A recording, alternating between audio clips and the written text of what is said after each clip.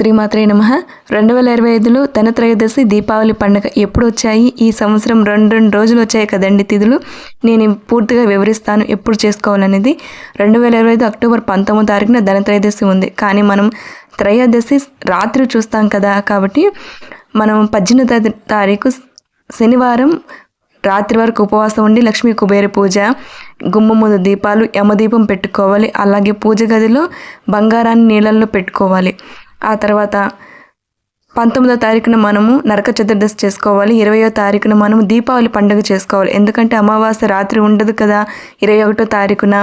అందుకోసం మనం 20వ తారీఖుని దీపావళి పండుగ చేసుకోవాలి. 23 వరకు 18వ తారీఖు నుంచి 23 వరకు యమదీపం పెట్టుకోవాలి. యముడిని ఆరాధించాలి. నేను ధనత్రయోదశి ఎలా చేయాలో కింద ఇస్తానండి, చూడండి.